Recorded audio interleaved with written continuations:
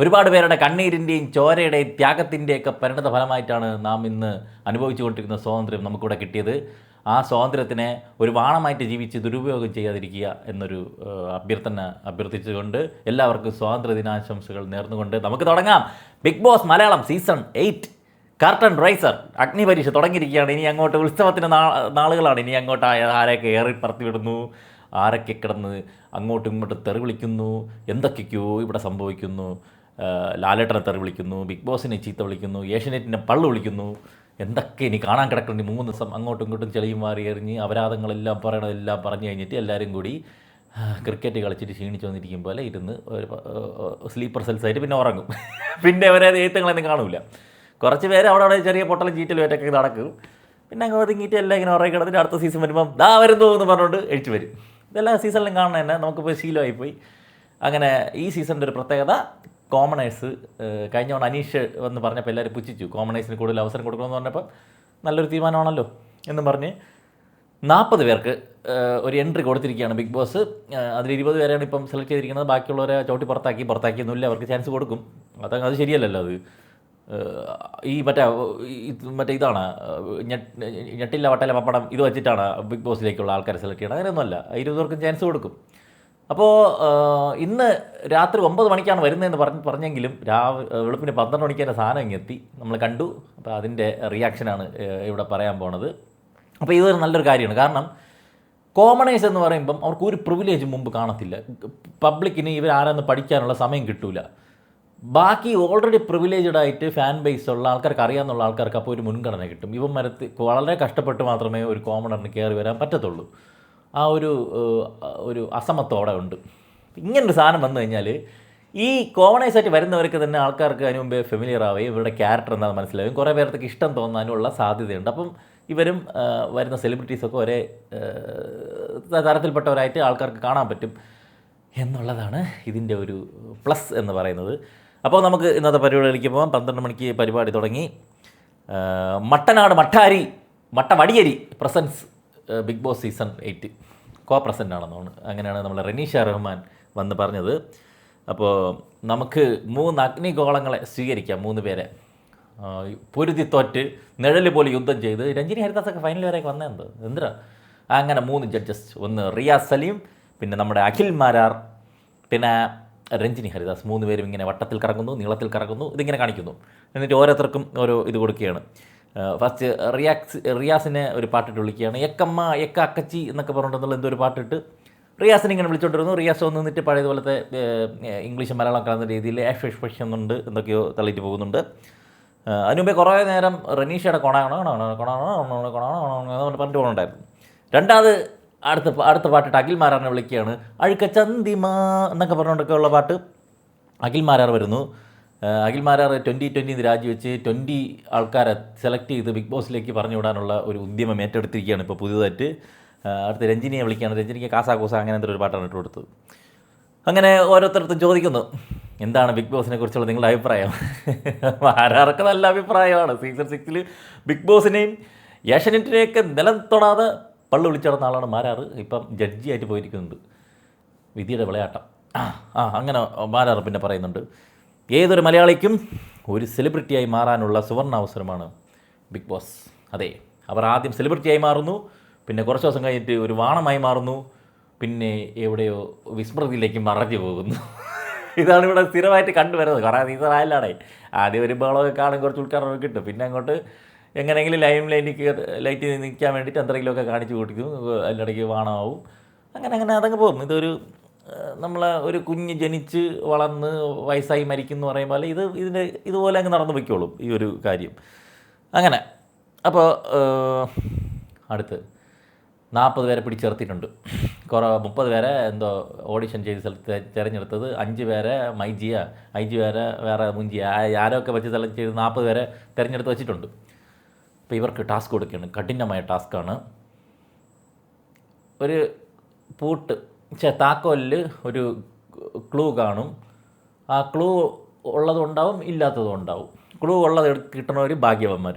അവർ ആ താക്കോൽ എടുത്തുകൊണ്ട് പോയിട്ട് അതിന് കറക്റ്റായിട്ടുള്ള അപ്പുറത്തെ ക്ലൂവിനനുസരിച്ചുള്ള പൂട്ട് കാണും. അത് വെച്ച് ലോക്ക് ചെയ്യുക, കയറിപ്പോവുക. 40 പേരിൽ 20 പേർക്കേ പറ്റുള്ളൂ. അങ്ങനെ റനീഷ വന്ന് എല്ലാവർക്കും കാര്യങ്ങൾ മനസ്സിലായി പറഞ്ഞു കൊടുത്തു. എല്ലാവർക്കും എല്ലാം മനസ്സിലായി എന്ന് പറഞ്ഞിട്ട് നമ്മൾ വിസിലടിക്കുകയാണ്. ഗ്രഹണി പിടിച്ച പിള്ളേർക്ക് ചക്കം കൂട്ടാൻ കിട്ടിയതുപോലെ ദാ കിടക്കണം എല്ലാം കൂടി ചടപട ചെയ്തുകൊണ്ട് ഓടി ഇടി അടി പിടി ഗുസ്തി മത്സരം റോയൽ റംബിളായിരുന്നു അതിനകത്ത്. ആദ്യത്തെ ദിവസത്തിൻ്റെ ഒരു തയ്യാറിപ്പോയി. ഇവ ഇവ ചേച്ചിക്ക് തുറക്കാൻ പറ്റില്ല, ഇപ്പം ബലമില്ലാത്തോണ്ടായിരിക്കും വിചാരിച്ച്. സംഭവം ബസ്സിലും ക്ലൂവും എല്ലാം കയ്യിലുണ്ട്, താക്കോൽ മാത്രം തുറക്കല്ല. ചേച്ചി ഞാൻ സഹായിക്കാന്നുണ്ട് വാങ്ങിച്ച് അവ തുറക്കുകയാണ് കേട്ടോ. അതിന് റനീഷ ചോദിച്ചപ്പോൾ ക്ലൂ എൻ്റെ അല്ലാണ്, താക്കോൽ എൻ്റെ ഇല്ല. താക്കോൽ എൻ്റെ അല്ലേ, പിന്നെ എന്തിന് ക്ലൂ അല്ല, ക്ലൂ എൻ്റെ ആണ്, എൻ്റെ അവൻ പിടിച്ചു വാങ്ങിച്ചാണ്, താക്കോൽ എൻ്റെ അല്ലേ. അപ്പം രഞ്ജിനിക്കാൻ കാര്യം മനസ്സിലല്ലോ, ഓ താക്കോൽ അവൻ്റെ ക്ലൂ എവൻ്റെ. അപ്പോൾ അവൻ രണ്ടുപേരും കൊള്ളാം. പാവപ്പെട്ട അവൻ ഇതൊക്കെ ആസ്വദിച്ചൊക്കെ തുറക്കണം. അവനെ നാളെ ഒന്ന് സെലക്ട് ചെയ്ത് അവനെയൊക്കെ ഒന്ന് കയറ്റി വിടണം കേട്ടോ, നമുക്ക് വേണം അവരെയൊക്കെ കയറ്റി വിടണം അവനെ എങ്ങനെയെങ്കിലും, അവനെ പുറത്താക്കരുത്. അങ്ങനെ ആ പെണ്ണും ആദ്യത്തെ ദിവസം തന്നെ എനിക്ക് ഷോ കാണിക്കാനുള്ള ഒരവസരം കിട്ടി. പെണ്ണിൻ്റെ പേര് പൂജ. ഇന്നത്തെ ദിവസം അവൾ ആൾക്കാരുടെ മുമ്പിൽ ഇതായി ഹൈലൈറ്റായി. പൂജ പേര് ഓർമ്മ വന്ന് മുഖമൊക്കെ ഓർമ്മ വന്ന്. ഇന്ന് രാത്രി എപ്പിസോഡ് വരുമ്പോഴൊക്കെ വീട്ടമ്മമാർ പൂജമോൾ, കാരണം എന്താണെന്നറിയാമോ, പൂജമോൾ ഇരുന്ന് പറഞ്ഞത്, ഇതുവരെ എത്തിയിട്ട് ഞാനിനി ഇത് വിട്ടുകൊടുക്കില്ല, ഞാൻ തോറ്റു പോവില്ല, ഞാനിവിടെ സത്യാഗ്രഹം ഇരിക്കുമെന്നൊക്കെ പറഞ്ഞുകൊണ്ട് നെഞ്ചത്തടിയും നിലവിളിയും തുടങ്ങാൻ വേണ്ടി പോയ സമയത്ത് അവസാനം റനീഷ പോലെ കരച്ചിൽ കണ്ടിട്ട് ആ കുഴപ്പമില്ല, ഇതായില്ലെങ്കിലും കുഴപ്പമില്ല, ഇതെന്തോ ജാമായതാണ്, അവളെ ക്ലൂ ഒക്കെ ഉണ്ട്, കാറ്റി വിടട്ടാടേ ചോദിച്ച് എല്ലാവരും ആ കാറ്റി വിടാന്ന് പറഞ്ഞു. അങ്ങനെ 20ാമത്തെ പൊസിഷനിൽ രാജകീയമായിട്ട് പൂജ പാദം പതിപ്പിച്ചിരിക്കുകയാണ്. ബാക്കിയുള്ളവരത്തെല്ലാം നിങ്ങൾ എനിക്ക് എന്ത് ചെയ്യാമെന്ന് അറിഞ്ഞുകൂടാ, നിങ്ങൾ അവിടെ നിൽക്കി എന്തെങ്കിലും ചെയ്യാൻ പറഞ്ഞിട്ട് റനീഷ 20 പേരെയും കൊണ്ട് അകത്ത് കയറിയിരിക്കുകയാണ്. പിന്നെ പുതിയൊരു കാര്യം കൂടി പരിചയപ്പെടുത്തുകയാണ്. പാറ്റൻ്റ് എന്തോ ഒരു സാമാനം, ഒരു ഇങ്ങനെ ഹോജരാജാവിൻ്റെ കിരീടം പോലെ ഇരിക്കണ ഒരു ബിഗ് ബോസിനെ 8 ഇങ്ങനെ കമർത്തി നിർത്തി കുത്തനൊക്കെ നിർത്തിയിട്ടൊക്കെ ഉള്ള ഒരു മാല, ഇന്ന് ജയിക്കുന്നവർക്ക് കൊടുക്കാനുള്ള ഉപഹാരം, സ്വർണ്ണമൊന്നുമല്ല. അങ്ങനെ ജഡ്ജസിൻ്റെ അടുത്ത് പറഞ്ഞ് ഓരോരുത്തർ 3 ടീം തിരിക്കണം, ഇത്രയും പേരെ ഓരോരുത്തർക്ക് ഓരോ പേരെ പറയാം. റിയാസ് വന്ന് നിന്നിട്ട് റിയാസ് അവിടെ ഇരിക്കുന്ന സുന്ദരി, ഇവിടെ ഇരിക്കുന്ന സുന്ദരി, അവിടെ അവൻ ബൈസ്റ്റെപ്സ് ഉള്ളവൻ, അങ്ങനെയൊക്കെ പറഞ്ഞിട്ട് അവൻ എങ്ങനെ എടുത്തുന്നു. അഖിൽമാരാറ് എന്നെ തോൽപ്പിക്കാൻ പറ്റിയെങ്കിൽ നിങ്ങൾക്ക് ആർക്ക് അതിനുള്ള ഇതുണ്ടായിരുന്നു, എന്നെ തോൽപ്പിക്കാൻ പറ്റുമെന്ന് കഴിവുള്ളവരാര്, അങ്ങനെയുള്ള റിയാസിനെ ഒരു ഗെയിമിൽ അടിച്ചിടാൻ പറ്റുമെന്ന് കഴിവുള്ളവരാര്, ഇങ്ങനെയൊക്കെയാണ് അഖിൽമാരെ സെലക്ട് ചെയ്യണത്. രഞ്ജിനി ഹരിദാസ് കറക്റ്റായിട്ട് 2 കുട്ടികളുടെ അമ്മയായ ഡൈവേഴ്സ് ചെയ്ത ആൾ എവിടെ? ഒരു കുട്ടിയുടെ അമ്മയായിട്ട് ഡൈവേഴ്സ് ചെയ്ത ആൾ എവിടെ? അങ്ങനെ രഞ്ജിനി ഹരിദാസ് സെലക്ട് ചെയ്ത മൊത്തം പെണ്ണുങ്ങൾ അതിൽ മെജോറിറ്റിയും ഡിവോഴ്സ്ഡ് അല്ലെങ്കിൽ ഡിവോഴ്സ്ഡ് ആവാൻ നിൽക്കുന്ന ആൾക്കാരാണ്. അത് എങ്ങനെ കറക്റ്റായിട്ട് അങ്ങനെയാണ് സെലക്ട് ചെയ്തത് എനിക്ക് മനസ്സിലായിട്ടില്ല. രഞ്ജിനി ഹരിദാസിൻ്റെ ടീം അങ്ങനെ ഇവരെല്ലാം വരുന്നു. അവസാനം ഒരു ചെറുക്ക പാവപ്പെട്ട ചെറുക്ക ഇങ്ങനെ ഇരിക്കുന്ന ആർക്കും വേണ്ടായിരുന്നപ്പോഴേക്കും രഞ്ജിനി ഹരിദാസ് പറഞ്ഞു, എനിക്കെല്ലാ പെണ്ണുങ്ങളും വേണം കേട്ടോ, നീ വിളിക്കരുത് ആ പെണ്ണിനെ.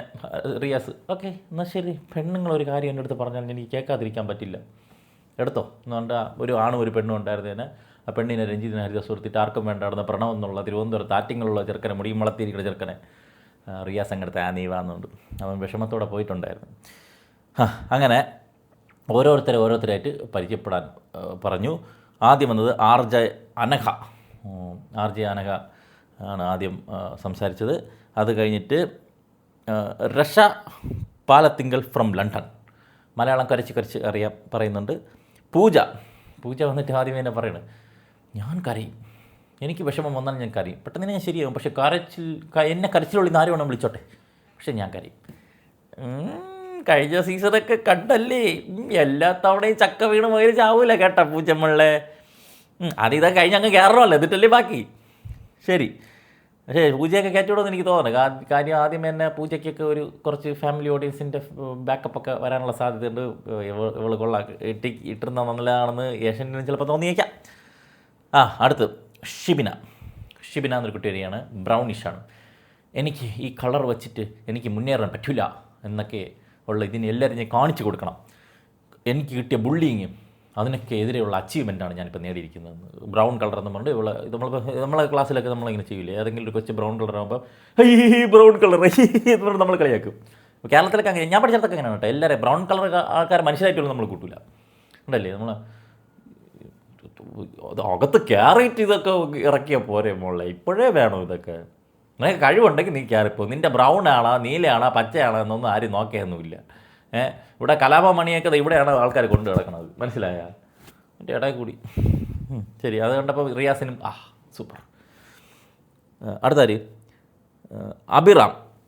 അഭിറാമിനെ ബിഗ് ബോസ് ഇപ്പോൾ പറഞ്ഞപ്പോൾ ജോലി ഇത് പറഞ്ഞു വിട്ടെന്ന് കൊണ്ട് വന്നിങ്ങനെ ചെറുക്കൻ അഭിറാം. അടുത്ത് അസ്രിയ നൗറിൻ, തലയൊക്കെ വേറെ കളറൊക്കെ അടിച്ചിട്ട് ഒരു മദാമയെ പോലെ വന്നിരിക്കുന്നൊരു കുട്ടി. പിന്നെ പ്രണവ്, ആർക്കും വേണ്ടായിരുന്ന പ്രണവ് വന്നപ്പോഴേക്കും എനിക്ക് കളരി, കരാട്ടെ, കുംഫു, എല്ലാ പരിപാടിയും, പിന്നെ വേറെ അത്ര പെയിൻറ്റിങ്, മറ്റേ പാട്ട്, ഡാൻസ് എല്ലാം ഒന്നും എനിക്കറിയാം. കൊള്ളാം. അങ്ങനെ രഞ്ജിനി ഹരിദാസിൻ്റെ ടീം വിളിക്കുന്ന നയന ഡിവോഴ്സ്ഡ്. ഷബീന ഷെരീഫ് ഡിവോഴ്സ് 2.